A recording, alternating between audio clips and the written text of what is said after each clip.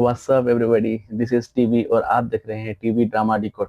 तो आज मैं बात करने वाला हूँ टीच यू अ लेसन के एपिसोड 4 के रिव्यू के बारे में। तो शुरू करते हैं आज का एपिसोड। तो दोस्तों, पिछले एपिसोड के एंड में एक ऐसा बॉम्ब फूटा जिसने पूरे ईआरपीबी डिपार्टमेंट को कंट्रोवर्सी में ला खड़ा कर दिया। पोजीशन लीडर ने मीडिया के सामने ये रिवील कर दिया कि एजुकेशन मिनिस्टर की बेटी ही हवाजिन की जो फियांसे है। बस फिर क्या था कि पूरे देश में ये अफवाह फैल गई कि ईआरपीबी डिपार्टमेंट स्टूडेंट की प्रोटेक्शन के लिए नहीं बल्कि अपना जो रिवेंज स्टोरी को कंप्लीट करने के लिए बनाई गई है। TV channels, newspaper, social media, हर जगह पर इसी बात की चर्चा हो रही होती है।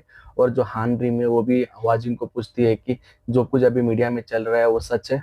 लेकिन हवाजिन हमेशा की तरह बिल्कुल शांत रहता है। वो सिर्फ इतना कहता है कि मीटिंग के लिए लेट हो रही है, चलो। उसके बारे में लोग क्या सोच रहे हैं उससे ज्यादा इम्पोर्टेंट होता है अपना अगला मिशन। ऑफिस पहुंचते ही एजुकेशन मिनिस्टर उन लोगों को एक नया केस असाइन करता है। वह एक prestigious foreign language high school का केस होता है। वीडियो चलाया जाता है जिसमें एक स्टूडेंट अपने टीचर्स को सबके सामने जोरदार एक थप्पड़ मारता है। उस वीडियो को देखकर सबको लगता है कि वो स्टूडेंट की गलती है, बट हुआजिन उस वीडियो को बहुत ध्यानपूर्वक देखता है। वो बोलता है कि उन सबको की कहानी इतनी सिंपल नहीं है। इसी सस्पिशियन के साथ ईआरपीबी डिपार्टमेंट का जो पूरी टीम है वो स्कूल पहुंच जाती है। स्कूल में इंटर करते ही उनकी जो मुलाकात होती है जॉन से। वो स्कूल के जो सबसे फेमस टीचर होते हैं। उनके जो लेक्चर्स होते हैं ना वो ऑनलाइन भी काफी प्रसिद्ध होते हैं। और सारे जो स्टूडेंट्स हैं ना वहाँ पे वो उनको अपना एक रोल मॉडल मानते हैं। सबसे शॉकिंग बात तो ये है ना, जब वाजिन उनसे मिलकर कहता है कि मैं भी स्कूल के टाइम आपके लेक्चर्स देखा करता था, मैं भी आपका बहुत बड़ा फैन हूँ। हान रीम ये सब देखकर ना हैरान हो जाती है।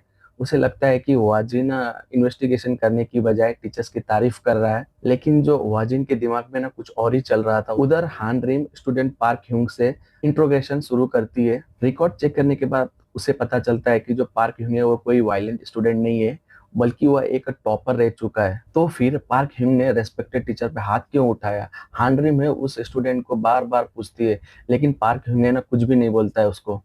जब हान रीम उसके पेरेंट्स के जिक्र करती है, उनका जो रिएक्शन है ना अचानक बदल जाता है। वो टेबल को पलट देता है। हान रीम उसे रोक लेती है, लेकिन वाजिन समझ जाता है कि प्रॉब्लम स्कूल में नहीं है, पार्क की जो पर्सनल लाइफ है उसमें चल रही है। दूसरी तरफ वाजिन स्कूल के सारे टीचर से बात करता है। वहाँ पर सभी टीचर्स मिस्टर चॉन की तारीफ ही करते हैं। उन्होंने स्कूल को पूरी तरह से बदल दिया, सारे स्टूडेंट्स को टॉपर्स बना दिया।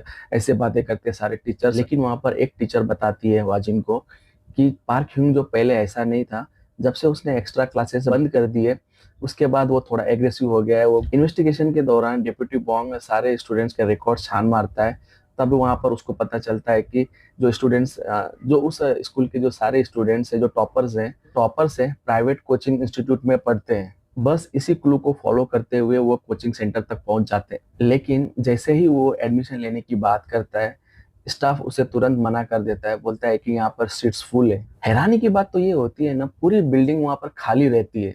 यहीं से डेप्यूटी बॉन्ग को पक्का यकीन हो जाता है इस कोचिंग सेंटर में कोई तो बड़ा गेम चल रहा है। उधर हुआजिन भी पार्क ह्यूंग पर नजर बनाए हुए रहता है। उसे ऐसा लगता है कि वो जो लड़का है वो पार्क ह्यूंग जानबूझकर उससे कुछ ना कुछ तो छुपा रहा है, जैसे कि वो किसी को प्रोटेक्ट करने की कोशिश कर रहा है।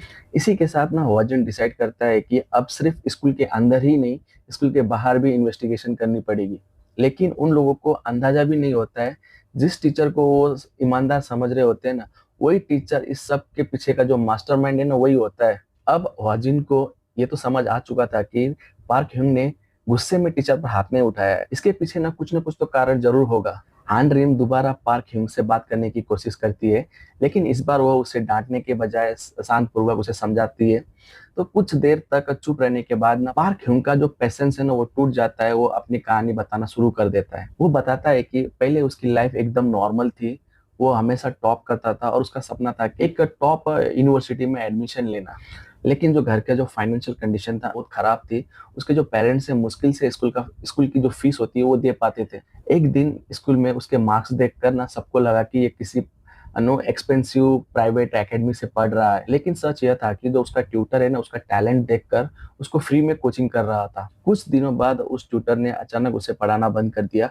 उसने कहा कि उसे उसकी करियर की तैयारी करनी है, जिसके कारण ना जो पाक ह्यूंग का जो परफॉर्मेंस था धीरे धीरे ड्रॉप होने लगा। ये सब सुनने के बाद ना वाजिन को लगता है ये सिर्फ कोइंसिडेंस नहीं हो सकता है, इसके पीछे कुछ ना कुछ तो छुपा है। दूसरी तरह डेप्यूटी बॉन्ग उस कोचिंग इंस्टीट्यूट का इन्वेस्टिगेशन करते रहता है। उसे लगता है कि ये बाहर से दिखने में ऐसा है बट अंदर कुछ ना कुछ गेम चल रहा है इसमें।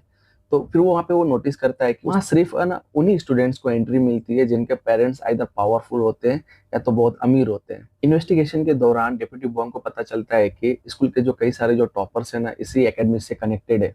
अब हुआजिन को यकीन हो जाता है कि स्कूल और इस एकेडमी के बीच में कोई ना कोई एक सीक्रेट कनेक्शन जरूर है। हानरीम नोटिस करती है कि हुआजिन बार बार मिस्टर चोन के साथ टाइम स्पेंड कर रहा है, कभी उनके लेक्चर देख रहा होता है तो कभी उनके साथ बैठकर बातें कर रहा होता है। हानरीम को लगता है कि कंट्रोवर्सी के बाद ना हुआजिन सच में अपना जो जजमेंट है ना वो लूज कर चुका है। गुस्से में वो सीधा पूछ लेती है, क्या आप सच में सिर्फ बदला लेने के लिए ये सब कर रहे हो? हुआजिन उसकी तरफ देखता है और बिना कुछ एक्सप्लेनेशन दिए हुए उससे कहता है, अगर तुम्हें ऐसा लगता है तो तुम अपना काम करती रहो। यह जवाब सुनकर हानरीम और भी अपसेट हो जाती है। उसे लगता है कि उसने पहली बार ना हुआजिन को गलत समझा था। इन्वेस्टिगेशन के दौरान से कहती है कि लगता है किसी ने सोच समझकर हमारे खिलाफ बहुत बड़ी चाल चली है। हुआजिन हल्का सा मुस्कुराता है और कहता है, गेम अभी शुरू हुआ है। और हुआजिन की ना ये स्माइल देखकर हम समझ जाते हैं कि वो जेल आने से पहले ही अपना जो नेक्स्ट मूव है ना वो सेट कर चुका होता है। लेकिन असली धमाका अभी बाकी था, क्योंकि अगले ही दिन एग्जाम हॉल में हुआजिन पूरे विलेंस का गेम सबके सामने एक्सपोज करने वाला था। जेल में बंद होने के बाद भी हुआजिन बिल्कुल भी टेंशन में नहीं होता है। हानरीम को लगता है कि सब कुछ उनके खिलाफ जा चुका है, लेकिन हुआजिन जानता है कि असली गेम अब शुरू होने वाला है। इसी बीच डेप्यूटी बॉन्ग बहुत इंपॉर्टेंट एविडेंस लेकर आता है। जब वो एजुकेशन मिनिस्टर से ट्रांसफर पेपर्स पर साइन करवा रहा होता है, उसकी जो नजर है ना एक कॉन्फिडेंशियल डॉक्यूमेंट पर पड़ती है। उसमें एग्जाम सिस्टम का लॉगिन आईडी और पासवर्ड लिखा होता है और साथ ही में ना क्वेश्चन पेपर बदलने का ऑर्डर भी होता है। वोंग तुरंत समझ जाता है कि यही उनका सबसे बड़ा वेपन है। वह बिना किसी को बताए ओरिजिनल जो क्वेश्चन पेपर है उसको चेंज कर देता है ताकि असली चेहरा सबके सामने आए। अगले दिन स्कूल में जो फाइनल एग्जाम शुरू हो जाती है, सभी स्टूडेंट पेपर सॉल्व करना स्टार्ट ही करते हैं कि तभी मिस्टर चोन भागते हुए एग्जाम हॉल की ओर आते हैं। वो प्रिंसिपल से कहते हैं कि एग्जाम तुरंत कैंसिल करो, पेपर लीक हो चुकी है। पूरे स्कूल में अफरा तफरी फैल जाती है, लेकिन उसी वक्त एग्जाम हॉल का दरवाजा खुल जाता है और वहां से हुआजिन अंदर आ जाता है। सब लोग हैरान हो जाते हैं क्योंकि वह कुछ देर पहले तक जेल में था। हुआजिन सीधा मिस्टर चोन की तरफ देखकर कहता है, आपको इतनी जल्दी पता कैसे चला कि पेपर बदला गया है? अगर किसी ने आपको बताया ही नहीं तो आपको ये इन्फॉर्मेशन मिली कहाँ से? ये सवाल सुनते ही ना मिस्टर चोन के पास कोई भी जवाब नहीं होता है।